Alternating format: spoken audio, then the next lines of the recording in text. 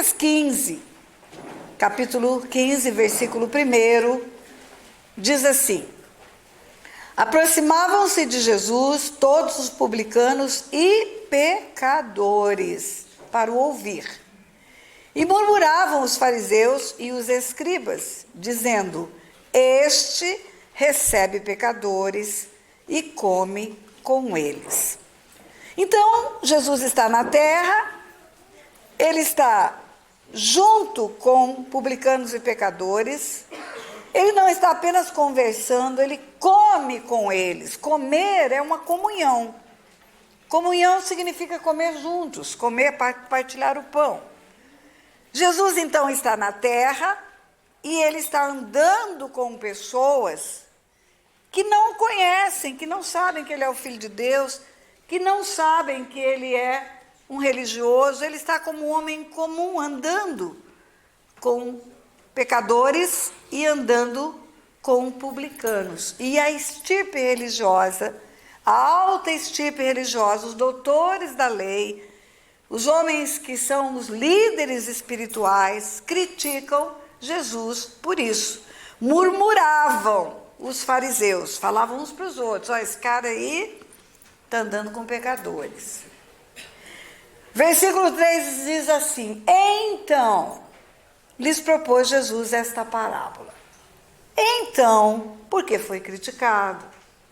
Então, porque os religiosos estão murmurando. Então, é como se eu dissesse para você assim: eu estou com frio, então eu vesti uma blusa. Eu estou com água, com sede, então eu bebi água. Esse então é por causa disso. Em razão disso. Então, aconteceu isso. Eu não tive cuidado, fui dirigir de farol desligado, então eu sofri uma colisão. Eu coloquei meu filho num lugar de insegurança, então ele caiu. Esse então é por causa disso, em razão disso. Porque Jesus foi criticado por fariseus, ele começou a responder através de parábolas. O que são parábolas? Parábolas são historinhas aparentemente comuns, historinhas que parecem cotidianas, triviais, historinhas bobinhas do dia a dia. Mas um dia, um dos discípulos falou: mestre, por que o senhor fala através de parábolas? Ele disse: porque não é a todos que é dado a conhecer os mistérios do reino dos céus, mas a vós eu explico. Vamos fazer esse parênteses então. Ontem eu falei que há um conflito de reinos. Ontem eu falei para você que existe o império das trevas e reino da luz. Ontem eu falei para você que quem governa no império das trevas é Satanás, quem governa no reino da luz é Jesus. E eu falei para você, e vou falar agora, há um conflito entre esses dois reinos. A batalha espiritual, a luta espiritual, a guerra espiritual, a libertação, significa a guerra entre o reino da luz e o império das trevas. Lembra que o apóstolo Paulo diz: a nossa luta não é contra a carne e o sangue, é contra principados, potestades, dominadores desse mundo tenebroso, forças espirituais do mal nas regiões celestiais. Forças espirituais do mal nas regiões celestiais. Não é contra pessoas, é contra os seres espirituais que influenciam pessoas. Você se lembra que eu falei para você que Jesus orou 2 vezes? Uma vez ele nos ensinou a orar, orou como um modelo: Pai nosso que estás no céu, santificado seja o teu nome, venha o teu reino. E ele termina dizendo: livra-nos do mal. Então é contra principados, potestades, dominadores desse mundo, forças espirituais do mal. Então o mal não é um azar, o mal é uma ação maligna no mundo espiritual. Eu falei para você também que Jesus, quando orou a conhecida oração sacerdotal, quando ele cumpriu o plano dele na terra, que ele vai subir para o Pai, que ele fala: Pai, eu cumpri o que o Senhor me mandou fazer, glorifica-me com a glória que eu tinha antes da fundação do mundo.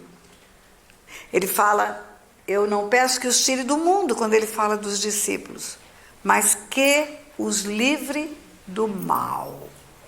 O mal não é um azar. O mal não é alguma coisa que deu zebra. O mal é uma ação espiritual maligna. Volta a pergunta do discípulo. Por que o Senhor fala através de parábolas? Porque não é a todos que é dado a conhecer os mistérios do reino dos céus. Mas a vós eu explico. Mistério do reino da luz. Mistério do reino daquele que vence o mal. Há um mundo espiritual e existem chaves espirituais que abrem portas para o mundo espiritual. Parábolas, Jesus usava para ensinar chaves do mundo espiritual. Você adentrou nesse lugar que cabem muitas pessoas, 200 pessoas tem aqui dentro. Para você entrar nesse lugar amplo, estar sentado, ter iluminação, ter som, você passou por uma porta. Essa porta, ela é estreita em relação ao ambiente. Mas há algo nessa porta que a trava ou a destrava. É uma fechadura. É um apetrecho, é um aparelhinho pequeno que não ocupa nem um terço da porta. E nessa fechadura tem um orifício pequenininho aonde cabe exatamente uma chave. E quando essa chave se encaixa nesse orifício, os dentes da chave compatíveis com os dentes da fechadura, é um clique, a porta se abre e você tem acesso a um amplo lugar, por causa de uma chave. A minha chave estava aqui em cima, pastor, até aqui. Ó, isso aqui é uma chave. É tão pequenininha, perto do tamanho desse lugar, que ela pode se perder aqui no canto. Mas ela é o instrumento que eu preciso para abrir a porta. Então, o que são parábolas? Parábolas são chaves espirituais. Parábolas são chaves para trazer compreensão de coisas espirituais. E Jesus diz para o discípulo: não é a todos que é dado a entender os mistérios do reino dos céus, mas a vós eu explico. Milhões e milhões e milhões de pessoas na face da terra vão ler essas parábolas e vão ver apenas uma história. Milhões e milhões de pessoas vão ler essas parábolas e vão falar apenas de uma ovelha perdida, de uma dracma perdida, de um filho pródigo. Mas Jesus não estava falando disso. Jesus estava dando uma chave espiritual para que aquelas pessoas entendessem um mistério tremendo no mundo espiritual. E eu vou falar disso para você agora. A parábola do filho pródigo, eu escolhi das três a maior. As três tiveram a mesma finalidade: responder aos fariseus. Então, Jesus respondeu aos fariseus. Então, passou Jesus a falar-lhes através de parábolas. E a parábola do filho pródigo é muito conhecida por todo mundo na face da terra. Igual o Salmo 23. Todo mundo conhece o Salmo 23, até quem não é cristão. Como é a parábola do filho pródigo? Um homem tinha 2 filhos e o mais novo chegou para o pai e lhe pediu a parte que lhe cabia na herança. O mais novo chegou para o pai. Vou recomeçar, que eu estava para gravar e esqueci. Então, a parábola do filho pródigo é a seguinte história. Um homem tinha 2 filhos, o mais novo chega para o pai e pede a parte que lhe cabia nos haveres, na herança. A Bíblia diz: o pai repartiu, está escrito. Versículo 2, o mais moço disse ao pai: pai, dá-me a parte dos bens que me cabe, e ele repartiu. Lhes é para os 2. Lhes é plural. Ele repartiu a eles. Lhes repartiu é repartir a eles. Herança para um, herança para outro. Eu tenho 2, vou dividir a herança no meio, essa é sua, essa é sua. E esse mais novo foi embora. Passado não muitos dias, juntou tudo que era seu, partiu, foi para uma terra distante, lá dissipou todos os seus bens, vivendo dissolutamente. Vamos lá. Qual a mensagem que esse filho manda para esse pai quando ele fala: pai, me dá a parte que me cabe na herança, que eu vou vazar, vou embora? A mensagem é: não me importa quem o senhor é. Não importa o que o Senhor significa para mim. Não importa quem eu sou para o Senhor, importa o que o Senhor pode me dar. Importa o que eu posso tirar do Senhor. Financeiramente, monetariamente. É mais ou menos assim, Deus, não importa quem o Senhor é, importa a bênção que o Senhor tem para me dar. Não importa quem é o Senhor na sua essência, importa o que eu vou ganhar do Senhor. Importa o que eu tenho para receber. Queridos, eu vou dizer uma coisa para vocês, muito séria. Eu me converti aos 14 anos. Eu tenho tantas bênçãos para contar, mas tantas bênçãos. Mas se eu não tivesse recebido nenhuma, eu tenho livros e livros para escrever de bênçãos. Só o fato de eu ter recebido a minha salvação aos 14 anos de idade já seria motivo suficiente para me fazer desejar ficar junto de Deus. Só. Mais nada, mas eu posso contar bênçãos. Davi fala que são incontáveis. Quantas bênçãos, quantas são recebidas da divina mão, cantamos isso nos hinários por aí. Mas se o Senhor não fizer mais nada, se o Senhor não me der mais nada, não me tivesse me dado tanto, só a minha salvação já deveria me fazer desejar ficar junto dele o tempo todo. Porque eu estava num lugar de morte, roubo e destruição. Eu estava num lugar de abuso sexual, eu estava num lugar de drogas da família, eu estava num lugar de vergonha, de humilhação, e de repente eu encontro uma mão estendida que me tira de um buraco. E eu já vou aproveitar e falar para vocês, todos que estão aqui, não há religião que salve o homem, não há. Não há religião que possa fazer nada pelo homem. Há um só que pode resgatar o homem, é o Senhor, só. Por isso que ele diz, eu sou o caminho, a verdade e a vida, ninguém vem ao Pai senão por mim. Ele é o caminho, ele não é um caminho. Todos os caminhos podem levar a Deus, mas só tem um caminho que leva ao Pai, só. E esse caminho chama Jesus. Ele diz, eu sou o caminho. A verdade e a vida, ninguém vem ao Pai senão por mim. O homem pode cair no fundo de um buraco, no fundo de um poço, fétido, apertado, cheio de bichos. E os religiosos podem passar, eu uso essa figura para contar. Como é que está tocando esse negócio? Eu botei no modo avião, não botei, esqueci. Perdão, vou colocar agora. Pronto, modo avião. Voltando a gravar. Eu uso essa figura para falar de salvação. Um homem cai no fundo do poço. Ele grita socorro, ele quer sair do fundo do poço. Seja qual for a causa da sua queda. E os religiosos do mundo vão passar por ali. E as perguntas serão sempre a mesma, mas as respostas serão diferentes. Eles perguntam para aquele homem, o que você quer? Eu quero sair daqui, eu estou morrendo. Eu estou morrendo no meu vício, eu estou morrendo no meu pecado, eu estou morrendo na minha enfermidade, eu estou morrendo na minha infelicidade, eu estou morrendo naquilo que me assola, me destrói, na minha solidão, na minha rejeição. Eu estou morrendo.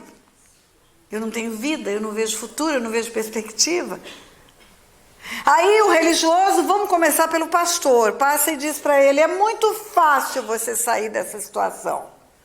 Você precisa frequentar a congregação, você precisa entregar dízimos e ofertas, você precisa passar pela escola bíblica dominical e você precisa experimentar a comunhão dos irmãos, a convivência dos irmãos. E ele responde, para eu sair, para eu ter tudo isso, eu preciso sair daqui primeiro. Como é que eu vou a uma congregação sem sair do buraco? Como é que eu vou ter estudo bíblico aqui preso nesse lugar? E aquele pastor olha para ele e fala, infelizmente eu não posso fazer nada por você, continue no buraco. Aí vem o padre. E ele está gritando, eu preciso sair daqui, eu estou morrendo. E o padre responde, é muito fácil, você precisa fazer crisma, primeiro comunhão, 12 de outubro fazer uma caminhada até Aparecida, de repente subir a Penha a pé também, no Rio de Janeiro, rezar missas. Ele vai dizer, para fazer tudo isso, eu preciso estar fora daqui. Eu não tenho absolutamente como fazer nada disso no buraco. E aí o padre fala, então eu não posso fazer nada por você, e continua a sua caminhada, e vem o dono do terreiro de macumba, o pai de santo, e fala para ele, mas é muito fácil sair daí, uma galinha preta, uma farofa, uma cachaça, uma vela vermelha na encruzilhada, você vai sair do buraco. Está aqui a lista do que precisa para fazer o despacho.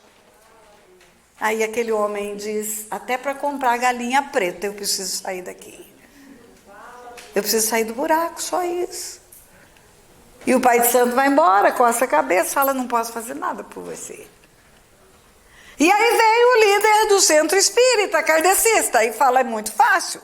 São várias reuniões, você precisa ler a Bíblia segundo Allan Kardec, beber água fluida, fazer preces, visitar pessoas. Você precisa cuidar dos órfãos e das viúvas. Você precisa fazer boas obras. Você vai conseguir.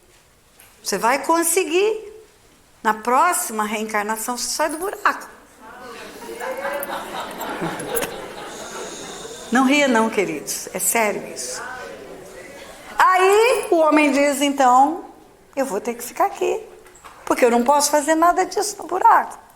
E vai embora aquele líder, e vem todos os religiosos, vem o líder do budismo também. E fala, é muito fácil, uma roupa branca, posição de lótus, profunda meditação, precisa ter pensamentos positivos, esvazia sua mente.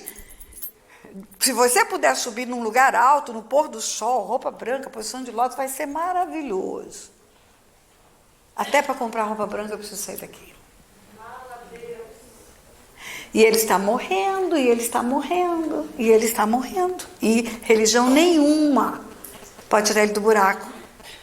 Quando ele não acredita em mais nada, em mais ninguém, ele escuta uma voz mansa e suave, que faz a mesma pergunta, o que você quer? Porque é isso que perguntaram para ele. E a mesma resposta, eu quero sair daqui. Eu preciso sair daqui. Eu estou morrendo. Aí não tem nenhuma condição, não tem nenhum sacrifício, não tem nenhuma oração, não tem nada, é só uma mão estendida e fala, pega na minha mão, que eu vou tirar você desse buraco. E essa mão, por acaso, tem um buraco de um cravo, porque foi cravada numa cruz.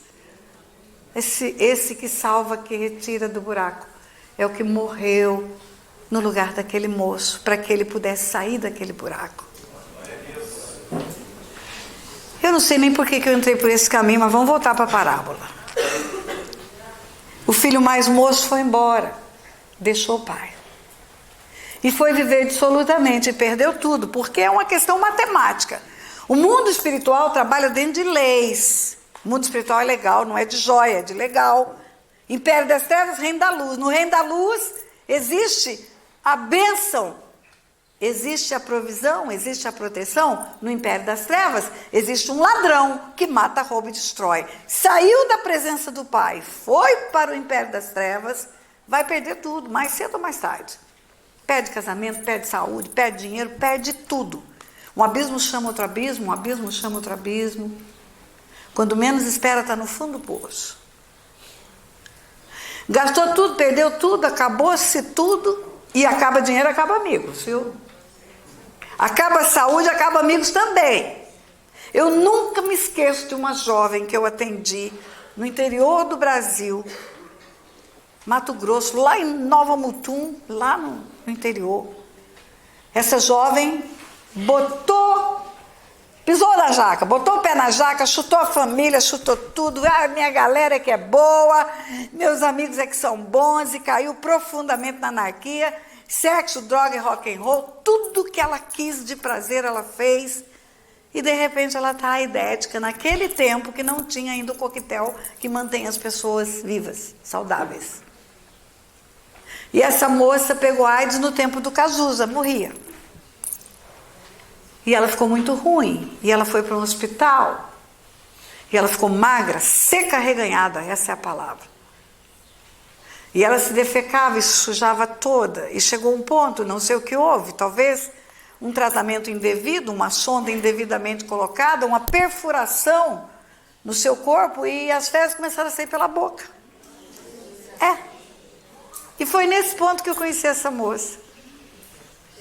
Pergunta se tinha um amigo da balada com ela no hospital. Pergunta se um jovem daquela galera que falava vamos pro barato da droga, estava lá cuidando dela. Era a mãe que estava cuidando. Era a mãezinha dela. Tudo some, tudo desaparece. Quando você começa a perder tudo que parecia bom, mostra a cara. E aí esse moço caiu no fundo do poço. Você vai ouvir muita pregação que ele comia bolota de porco. Não, ele não comia bolota de porco. Ele queria comer bolota de porco, mas não lhe dava. Versículo 14, depois de ter consumido tudo, sobreveio aquele país uma grande fome, aquele país onde ele foi, ele começou a passar necessidade. Então ele foi e se agregou a um dos cidadãos daquela terra. E este o mandou para os seus campos a guardar porcos. E ali desejava ele fartar-se das alfarrobas que os porcos comiam, mas ninguém lhe dava nada. Ou seja, a situação está tão ruim que nem comida de porco ele recebia. Caiu e caiu e caiu e caiu. Em todos os sentidos. Ele era filho de um homem rico, o homem tinha recurso financeiro. E o homem aqui prefigura Deus, na verdade. E esse filho vai embora, escolhe viver longe de Deus, gasta tudo que tem, e os amigos todos somem, e a necessidade chega, e o que mata, rouba e destrói, está matando, roubando e destruindo. E ele cai em si. Versículo 17, então caindo em si, disse, quantos trabalhadores de meu pai tem pão com fartura e eu aqui morro de fome. Levantar-me-ei, irei ter com meu pai. E direi, pai, pequei contra o céu e diante de ti, já não sou digno de ser chamado teu filho. Trata-me como um dos teus trabalhadores. E levantando-se foi para seu pai. E vinha ele ainda longe, quando seu pai o avistou e, compadecido dele, correndo, o abraçou e o beijou. Vamos lá, caindo em si. O que é cair em si? Cair em si é arrepender-se. Cair em si é o convencimento do erro. É o convencimento do erro e o desejo de fazer o caminho de volta. Veja bem, arrependimento não é remorso. No remorso, você tem preocupação com a reputação, com as outras pessoas que você feriu. Você tem preocupação com as consequências, que você está pagando um preço caríssimo agora. No arrependimento, você tem um coração quebrantado e ferido por haver ferido o coração de Deus. No arrependimento, a sua fixação é com o céu, não é na horizontal. Davi, quando se arrependeu do adultério e do homicídio, ele diz, pequei contra o Senhor. Ele não diz, eu pequei contra Batseba, ele não diz, eu pequei contra o meu reino, ele não diz, eu pequei contra Urias, ele não diz, eu pequei contra o meu conselheiro, que é parente, avô da Batseba, nada disso. Davi tinha um foco, era o céu. Ele escreve o Salmo 51 nesse dia, e ele fala, Senhor, pequei contra os céus e diante de ti. Ele fala, Senhor, não te afastes de mim, não retire de mim o teu espírito. Há uma dor no coração de Davi por ter ferido o coração de Deus. O nosso pecado, antes de qualquer coisa, é uma afronta a Deus. É uma afronta a Deus. Deus nos cria com propósitos, Deus nos cria com projetos, tem planos excelentes para nós. Ele diz, eu é que sei os pensamentos que tem a seu respeito. Pensamentos de paz e não de mal. Ele diz, os meus caminhos são melhores do que os seus. Toda dádiva, todo dom perfeito vem dele. Do céu é que vem tudo para você. A Bíblia fala que você não tem coisa alguma que do céu não não te tenha sido dado. Ele quer o melhor para você. Não é o poder de Deus que resgatou a minha vida, é o amor de Deus. Porque a Bíblia fala que ele amou o mundo de tal maneira que deu o Filho para salvar o mundo. O nosso pecado afronta o amor de Deus por nós. E o arrependimento é cair em si. E cair em si é o arrepender-se. Mas tem algo nesse arrependimento. Caindo em si, disse: quantos trabalhadores do meu pai têm pão com fartura e eu aqui morro de fome? Os que trabalham para o meu pai estão melhor do que eu, que sou filho do meu pai. Tem gente que é empregado lá na casa, é servo. Tem gente que é trabalhador e eles têm comida boa, porque o meu pai cuida dos empregados. E eu que sou filho, que fiz a besteira de deixar a fonte do amor que ele tinha por mim, agora não tem nem o que comer. A presença do Pai é condicional à nossa escolha. Você pode escolher ficar o resto da vida e viver a vida toda separado de Deus? Deus não quer pessoas que o adorem, obrigado. Mas o amor do Pai é incondicional. A Bíblia fala em Jeremias 31, com amor eterno eu amei. João 3,16, Deus amou o mundo de tal maneira. O mundo é o mundo. O mundo não é só a igreja. O mundo são hoje os 7 bilhões que estão sobre a face da terra. Amados e amados e amados por Deus. O amor de Deus é incondicional. Mas a presença dele é condicional, as nossas escolhas. É a lei da semeadura, o que o homem planta, ele colhe. Você nunca viu ninguém plantar abóbora e colher melão. Você escolhe o que plantar, mas você não escolhe o que colher. É consequência da sua semeadura.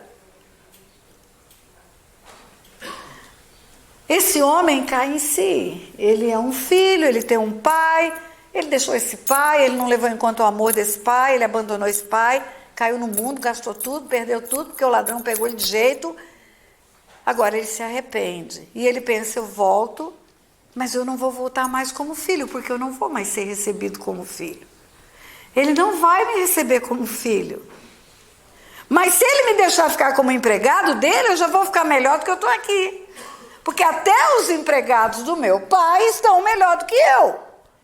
Então, ok, tudo bem, eu perdi o papel de filho, não tem mais jeito, mas se eu for admitido como servo, eu já estou bem no filme. Esse é o discurso dele. Levantar-me-ei, irei ter com meu pai, e lhe direi, pai, pequei contra o céu diante de ti, já não sou digno de ser chamado teu filho. Trata-me como um dos teus trabalhadores. Não me trate como filho, eu sei que eu não mereço. Não sou digno disso. Mas me trate como um dos empregados. Pai, pequei contra o céu diante de ti, pai, eu reconheço o meu pecado. Reconheço a minha transgressão. Reconheço que por causa dela acabou para mim o direito de filho. Mas o Senhor é bom até com os empregados, então me dá uma vaga. Levantando-se foi ter com seu pai. Você tem que ter arrependimento e atitude. Você tem que ter arrependimento e ter frutos do arrependimento. Não adianta ter arrependimento como sentimento só. Os sentimentos são abstratos, ocultos, encobertos, invisíveis. Eles só são conhecidos pelos atos que são os frutos do arrependimento. É igual amor. Amor é sentimento. Eu posso amar profundamente uma pessoa e ela nem saber disso. Eu preciso ter atos de amor, atos de afeto, expressar, verbalizar. Não só falar, mas com carinho, com atitude. Quando meu marido traz para mim essa florzinha, ele vai catar uma florzinha aí para botar. É o lanchinho do meio da manhã. Mas ele vai catar uma florzinha. Ele não sabe o quanto isso me alegra. Porque ele podia só me dizer assim, ó, está no tempo do intervalo. Claro, por que não? Mas ele faz questão de vir aqui. Isso é um ato de amor. Isso é uma atitude. De manhã, sabe o que ele faz? Me leva um cafezinho pretinho na cama. Ele sabe que eu gosto de acordar e meio dormindo e tomo um cafezinho na cama ainda. São atos de afeto. Atos de amor. O arrependimento gera a convicção do pecado, gera o conserto com Deus, mas nós precisamos fazer o caminho de volta com as pessoas. Se desonrou pai e mãe, você precisa ir lá. De preferência, faz uma festa de honra para o seu pai. Você que desonrou ele a vida toda. Você traiu, envergonhou seu cônjuge, precisa ir lá fazer um conserto com ele. Precisa. Enfim, eu vou ter com meu pai. Primeiro ele se arrepende, se convence, levantar-me-ei e irei ter com meu pai. Eu vou fazer o caminho de volta. Não importa como eu vou ser recebido, com 4 pedras na mão ou não, mas eu vou fazer o caminho de volta. Agora olha bem, levantando-se foi para seu pai, vinha ele ainda longe, quando o seu pai o avistou e compadecido dele, correndo, abraçou e o beijou. Eca, o cara está fedendo porco. Como que você acha que a gente chega diante de Deus quando a gente vem do pecado e se entrega para Ele? A gente vem sujo, podre. A gente cheira promiscuidade, cheira sangue do aborto que fez, cheira esperma de leitos de prostituição, cheira vômito da bebedeira que tivemos. Mas o pai vai ao encontro, correndo, o abraço e o beija. O que isso significa? Significa uma expectativa de Deus. Tem uma expectativa do pai. Tem uma expectativa da volta, tem uma expectativa, meu filho vai voltar. É como se ele tivesse com os olhos fitos na estrada. Porque ele corre a encontrar o filho. É ele que corre, é ele que parte para o abraço.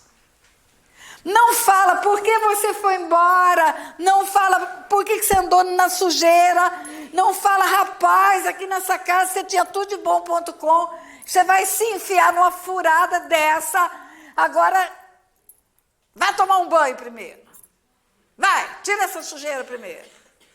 Nada disso. Buscar-me-eis e me achareis, se me buscardes de todo o vosso coração. Serei achado de vós e farei mudar a vossa sorte. Mudar a vossa sorte, mudar. Mudar a vossa sorte. Esse moço chegou, recebeu um abraço e um beijo. Começou o discurso que ensaiou, eu acredito que a estrada inteira ele foi ensaiando o discurso. Direi, pai, pequei quando saio diante de ti. Pai, não sou digno de ser chamado teu filho, trata-me como um dos teus trabalhadores. Não, pequei quando saio diante de ti, não sou digno de ser chamado teu filho, trata-me como um dos teus trabalhadores. Pequei quando saio diante de ti, não sou digno de ser chamado teu filho, trata-me como um dos teus trabalhadores. Ensaiou e decorou a fala. E quando ele começa a falar a fala que ele ensaiou, e o filho disse, pai, pequei quando saio diante de ti, não sou digno de ser chamado teu filho. A segunda parte é, trata-me como um dos teus trabalhadores. O pai não esperou ele falar. Pai, peguei quando saio diante de ti, não sou digno de ser chamado teu filho. O pai, porém, disse aos seus servos, trazei depressa a melhor roupa, vestiu, ponde-lhe um anel no dedo e sandália nos pés. Buscar-me-eis e me achareis, se me buscar de todo o vosso coração, serei achado de vós, farei mudar a vossa sorte. Como é que mudou a sorte dele? Troca a roupa. Trocar as vestes significa limpar toda a sujeira. Vai ser branco como a alva lã. Vai ser branco como a neve. Quando o homem se arrepende, o sangue de Jesus limpa ele. É imediato, é ato contínuo. Quando o homem se arrepende, chega diante de Deus com o coração contrito, quebrantado, que Deus não resiste. Quando o arrependimento é sincero, genuíno, faz o caminho de volta. Nessa hora, troca as vestes, troca as vestes. Isso aqui é o velho homem foi embora. Deus olha e não vê mais a prostituta, ele vê uma virgem na frente dele. Deus olha e não vê um ladrão, ele vê uma pessoa de bem na frente dele. Ocorre no mundo espiritual uma conversão. O que é conversão? É outra história. Mudou a mente, muda a pessoa diante de Deus. Mas tem mais. Diz o texto, chamou os servos e mandou pôr o anel no dedo. Eu vim com o maior anel que eu tenho para você ver o anel. Mandou pôr o anel no dedo. O que o anel simboliza? O anel simboliza o nome da família. Os brasões das famílias eram cunhados nos anéis. O anel representava o selo do documento da família. Coloca um betume, coloca o anel e marca o betume e vai ficar lá o lacre da carta. O lacre do documento era feito com o anel. O anel tinha um brasão da família, significa o nome. O nome. Pode usar o meu nome. O anel significa a qual família pertence. E aí, quando manda colocar o anel no dedo, significa você é o meu filho. Você não é o meu servo. Meus servos não usam o meu anel. Meus servos não têm o brasão da família no dedo. Meus servos não podem lacrar cartas, documentos da família. Quando Pedro e João chegaram na porta formosa do templo, que tinha um paralítico, pedindo cura, pedindo esmola, na verdade, pedindo um trocado. Eles olham para aquele homem e falam, não tenho prata nem ouro, mas o que eu tenho eu te dou. Em nome de Jesus, levanta e anda. Aquele que é salvo, ele tem um nome. Ele não tem mais o nome antigo. Ele tem um nome que ele pode usar agora. Mas ele tem o direito de usar o nome da família a qual ele pertence. E Jesus é o irmão mais velho que na cruz do Calvário morreu e entregou-se por nós. E podemos usar o nome de Jesus. O nome de Jesus pode ser usado por nós em todos os momentos. Beto, fica em pé. Cadê o Beto? Em nome de Jesus, eu quero dizer algo para você. Você ontem teve uma atitude humilde, fez por humildade aqui na frente, eu sei disso. Você disse, eu sou um pequeno empresário. Em nome de Jesus eu digo, você é um grande empresário. Em nome de Jesus você vai crescer muito mais do que você pensa. Entendeu? Em nome de Jesus. E a sandália no pé. Anel no dedo, roupa limpa, sandália no pé. O que a sandália significa? O destino. Os teus pés significam o caminho que você vai fazer. Os nossos pés foram formados por Deus para caminharmos para frente. E em frente, em frente, em frente, em frente, em frente. Nossos pés foram formados para caminhar para frente. Sandália nos pés significa você é meu filho, pode usar o meu nome, e o seu destino agora é viver comigo por toda a eternidade. Quando o homem morre, o corpo volta para o pó e o espírito volta para Deus que o deu. O seu destino é viver com Deus eternamente. O seu destino não é viver separado de Deus. O salário do pecado é morte, e morte é separação de Deus. Eternamente separado. Tudo voltou ao que era antes. O filho volta a ser filho, vestes limpas. O passado não importa. O passado não importa. Importa a nova criatura que você é hoje, meu filho. E como nova criatura, autoridade espiritual, anel no dedo, você tem autoridade. Você tem um destino. E você tem vestes limpas diante de mim. Eu não vejo sujeira mais em você. E agora vamos partir para a festa. Trazei, olha o que ele fala para os empregados. Primeiro, trazei depressa a melhor roupa, vestiu, ponde-lhe o anel no dedo e sandália nos pés. Olha o tempo do verbo, é imperativo, trazei. É uma ordem. O pai dá uma ordem para os servos em favor do filho. E agora a segunda ordem, trazei também e matai o novilho cevado. Comamos e regozijamo-nos, porque este meu filho estava morto e reviveu, estava perdido e foi achado. E começaram a regozijar-se. Informação número 1. Não era um novilho, era o novilho. Qual é a diferença entre ser um e ser o? Um é indefinido. Qualquer um que você achar aí, o mais gordinho, o melhorzinho, você traz para a gente fazer o churrasco. Não. É aquele que eu coloquei para cevar, para fazer a festa do dia da volta do meu filho. Sabe o que significa isso? Expectativa. Há uma expectativa no coração de Deus que o homem chegue até ele. A Bíblia diz que tem festa no céu quando um pecador se arrepende. Quem que é pecador? Todo mundo. Todos pecaram, todos estão destituídos da glória de Deus. A estultícia mora no coração até da criança. O meu bisneto Nicolas tem 1 ano e 7 meses e se deixar ele enfia o dedo no olho do amiguinho. Porque tem uma maldade inata no homem. Os meninos tinham 4 anos de idade quando inventaram o micro-ondas. A mãe estava na escola dando aula. Eles botaram o gato no micro-ondas e mataram o gato assado no micro-ondas. O Pedro, meu neto, que tinha uma tal, e eu já vou ensinar para você, um tal do Jijá.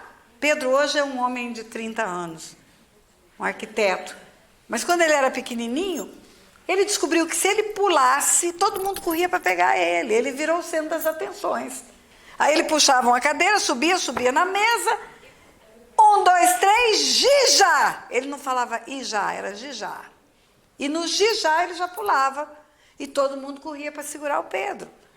Então, quando ele falava 1, 2, 3, e antes dele falar Jijá, a gente corria para ele não se arrebentar. E um dia ele sobe num banco e a cachorrinha, minha cadelinha estava dormindo lá do banco. E ele, 1, 2, 3, Jijá, e pulou em cima da bichinha. A estultícia mora no coração do homem. Todos são pecadores. Todos. Todos pecaram e todos foram destituídos da glória de Deus. Você é bonzinho? É. Você é bem bonzinho? Show. Você tem um coração bom? Tem. Jesus fala que não tem nenhum bom. Mas vamos lá, se você tem uma filha de 3 anos, chega em casa, tem um estuprador estuprando sua filhinha de 3 anos, você continua bom? Acabou a sua bondade. Você enforca, você degola, você dá um tiro, você faz qualquer negócio. O novilho cevado significa uma grande expectativa do coração do pai para fazer a festa do filho. E a festa rola, músicas e dança. Olha só.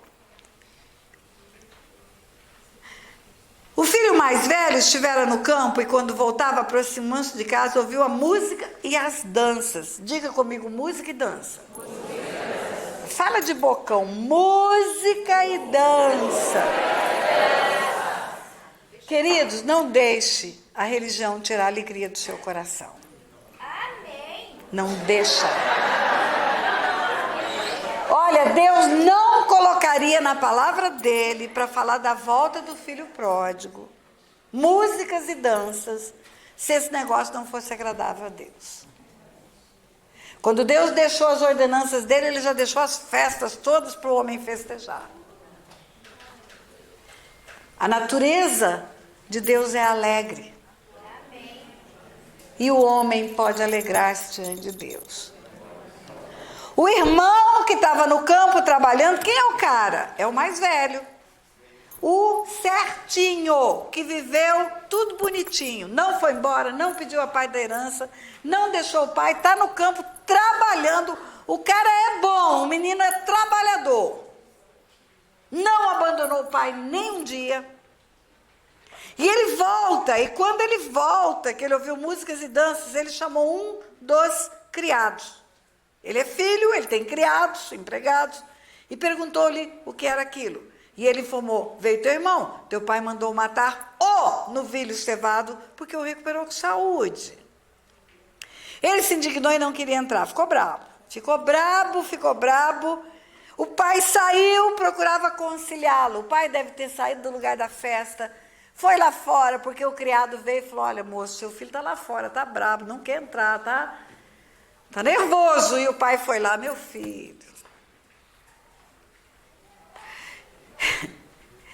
Mas ele respondeu a seu pai: há tantos anos que te sirvo, sem jamais transgredir uma ordem tua, e nunca me deste um cabrito sequer para alegrar-me com os meus amigos. O pai vai conciliá-lo e ele responde: há tantos anos que eu te sirvo. Há tantos anos que eu te sirvo e nunca me deste nenhum cabrito para comemorar com os meus amigos, vindo, porém, esse teu filho, que desperdiçou os teus bens com meretrizes, tu mandaste matar para ele o novilho cevado.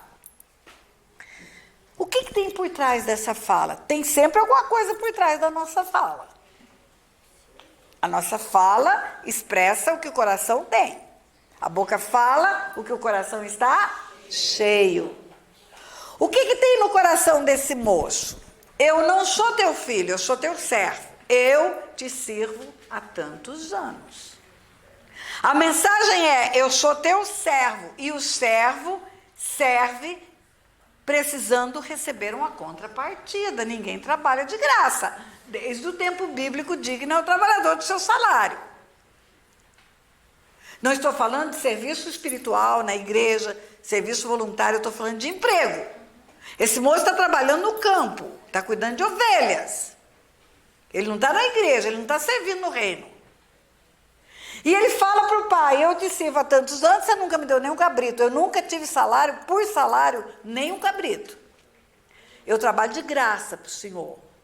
Eu te sirvo há tantos anos. Eu sou teu servo.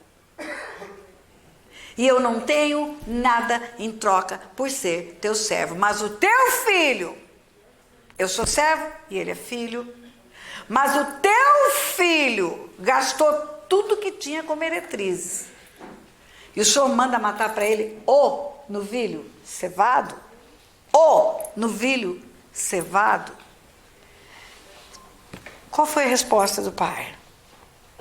Então lhe respondeu o pai: meu filho, tu estás sempre comigo, e tudo que é meu é teu. Meu filho, tu estás sempre comigo, tudo que é meu é teu. O que tem no coração desse pai? Você não é meu servo, você não é meu empregado, você não é trabalhador contratado, você é meu filho, você é meu herdeiro. Tudo que tem aqui é seu, porque você é o meu herdeiro. Você não tem só um cabrito, você tem todos os cabritos. Todos os animais que estão na casa são teus, sabe por quê? Porque a herança que teu irmão recebeu, ele já gastou, agora o resto é seu.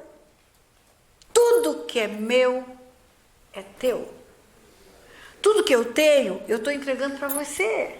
E você ainda tem a mim, junto com a herança, você ainda tem o pai, que eu estou aqui.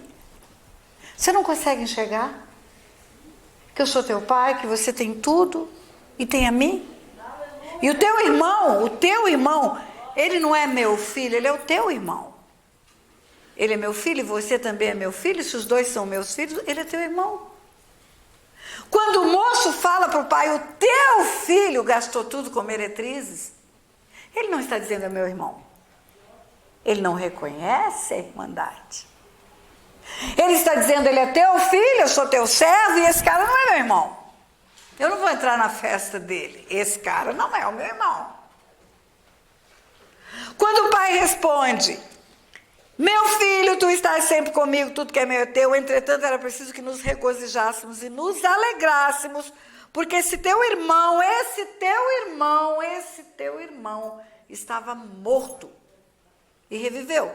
Estava perdido e foi achado. Guarda isso na sua cabeça. Não existe desviado, existe morto. Fora da presença de Deus é morte. O salário do pecado é morte. Só tem vida quando está na presença de Deus. Mas o que eu quero dizer para você, e eu não me perdi, eu sou velha, mas não sou boba, que a chave espiritual que Jesus está entregando naquela hora é a seguinte: ele não está contando a história de um pecador arrependido. Ele está contando a história de gente que está dentro da casa do Pai e não tem coração de filho. Está dentro da casa do Pai, mas é incapaz de sentir o que o coração do Pai está sentindo. É incapaz de entristecer-se com o Pai, de alegrar-se com o Pai e de fazer a festa quando um pecador se arrepende.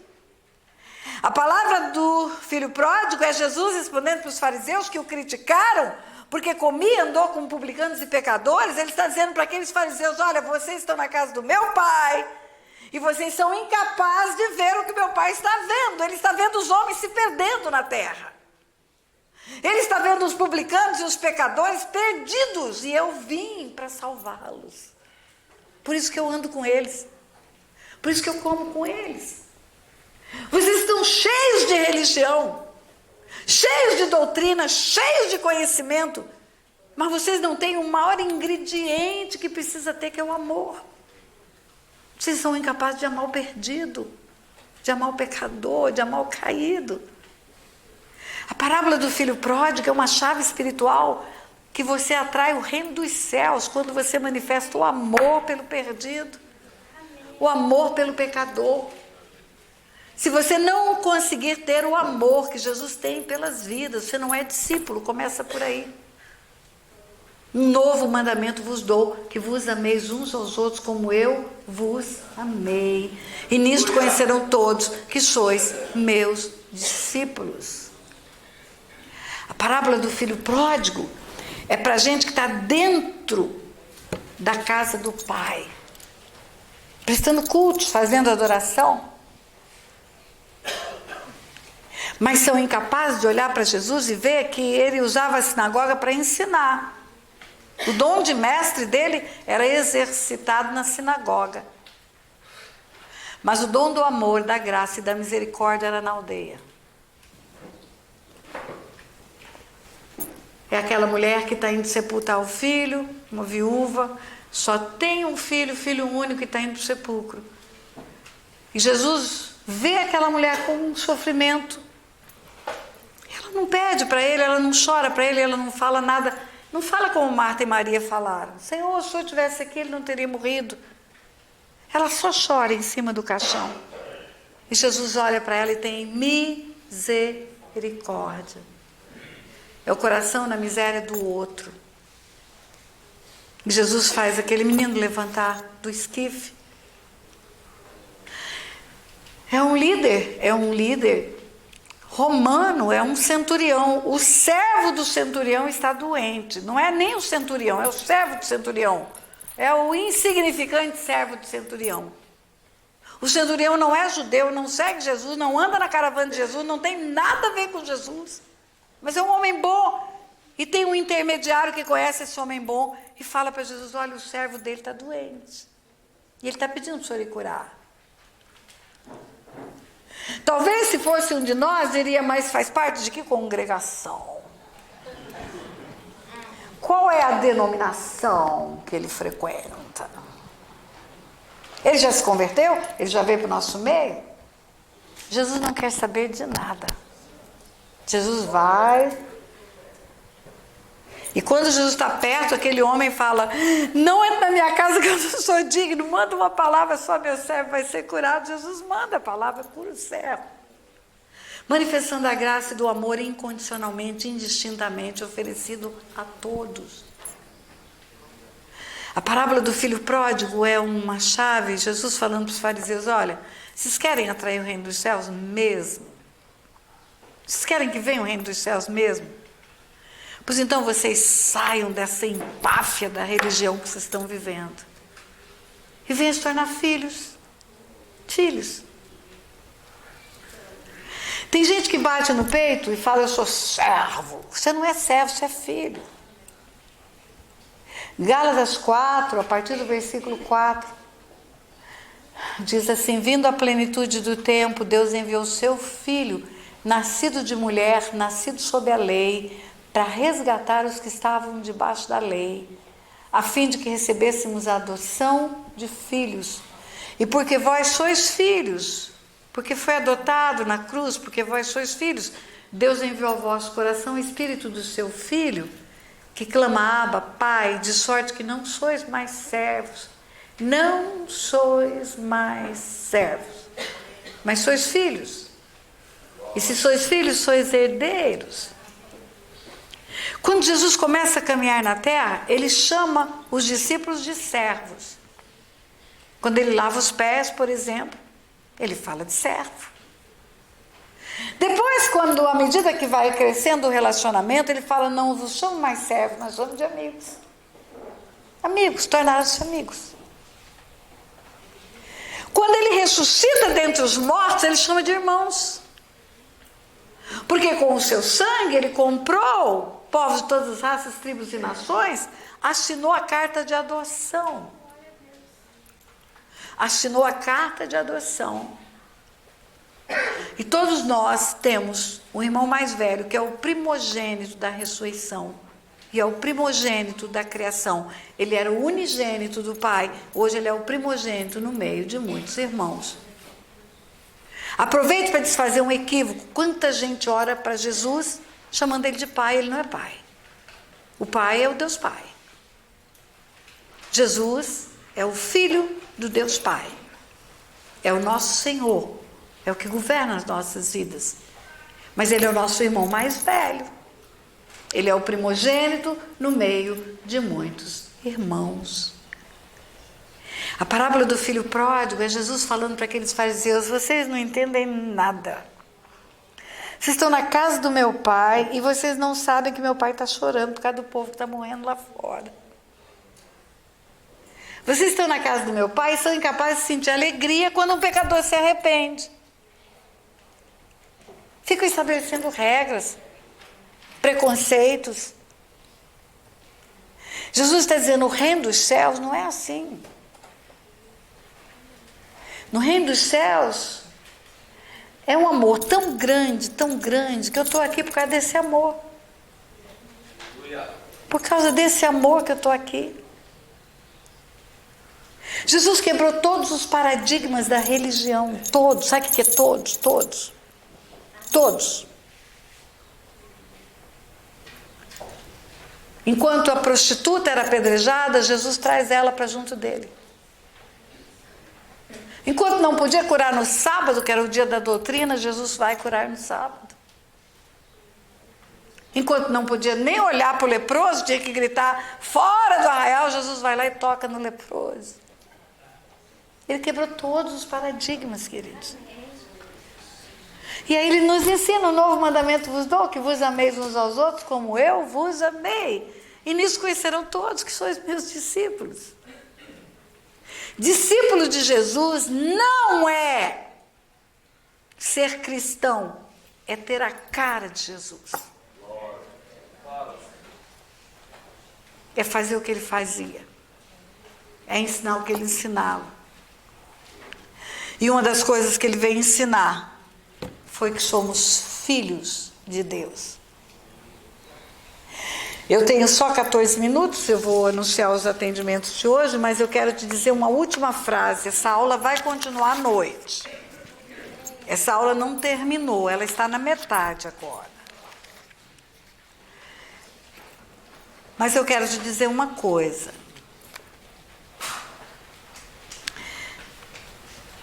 É de libertação o seminário? É.